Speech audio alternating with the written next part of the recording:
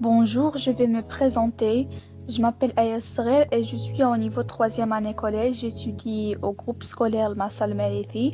Aujourd'hui, je vais vous présenter mon projet. Je vais expliquer une leçon de la matière physique-chimie et je remercie mon professeur, Madame Siham Ziati.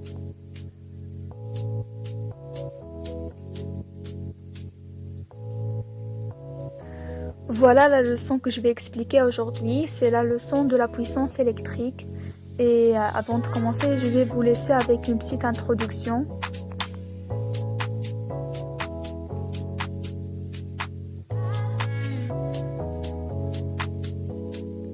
Premièrement, je vais donner la définition de la puissance électrique. On va savoir la relation pour calculer la puissance électrique et comment calculer la puissance d'un appareil de chauffage. Après, on va savoir comment calculer la puissance globale et enfin, comment calculer la puissance maximale.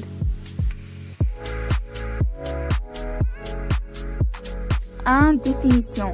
La puissance électrique est une grandeur qui exprime la performance de l'appareil électrique dans l'éclairage, le chauffage, etc.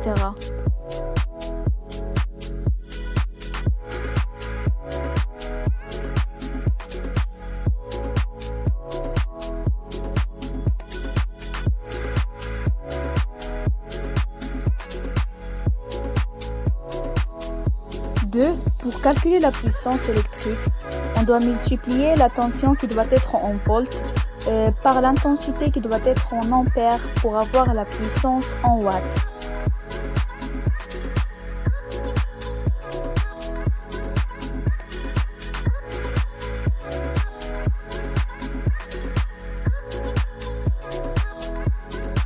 Et voilà aussi d'autres relations pour que vous puissiez calculer l'intensité et la tension.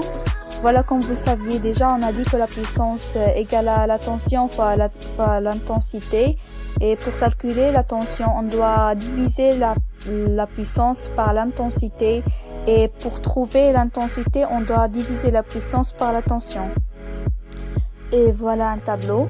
C'est pour les unités de la puissance qu'on peut aussi utiliser, comme le gigawatt qui égale 1 milliard de watts, le mégawatt qui égale 1 million de watts, le kilowatt qui égale 1000 watts et le milliwatt qui égale 0,001 watts.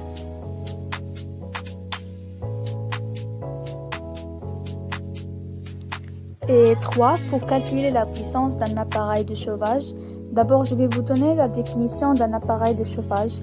C'est un appareil qui est constitué essentiellement par des conducteurs ohmiques et qui transforme totalement l'énergie électrique en énergie thermique, par exemple le fer à repasser, bouillard, chauffe-eau, grille à pain, etc.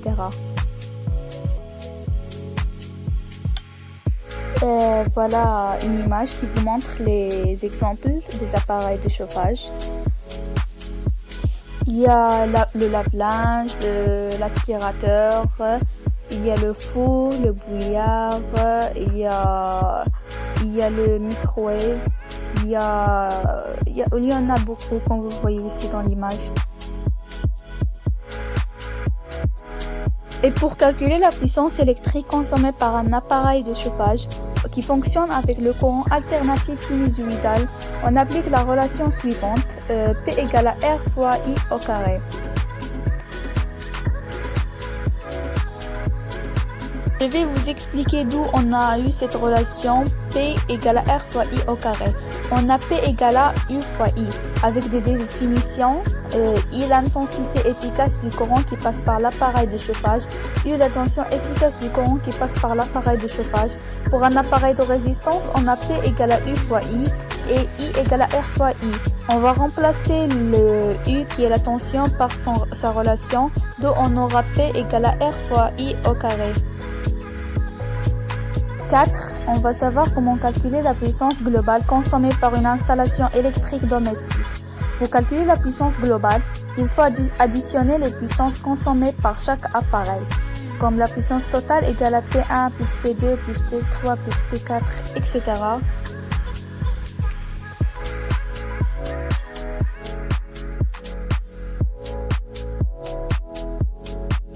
Et enfin ici, on va savoir comment calculer la puissance maximale.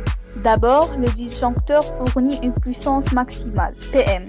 Pour l'installation électrique domestique, il ne faut pas la dépasser. Et pour trouver la puissance maximale, on doit multiplier la tension fois l'intensité maximale. Et avant de terminer, une petite remarque. Si la puissance totale est inférieure à la puissance maximale, le disjoncteur ne coupe pas le courant parce que la puissance consommée est inférieure à la puissance maximale. Et si la puissance totale est supérieure à la puissance maximale, le disjoncteur coupe le courant parce que la puissance consommée est supérieure à la puissance maximale. Bon, voilà la fin de mon projet. J'espère que la vidéo vous plaira et j'espère que mon explication soit claire. Et merci.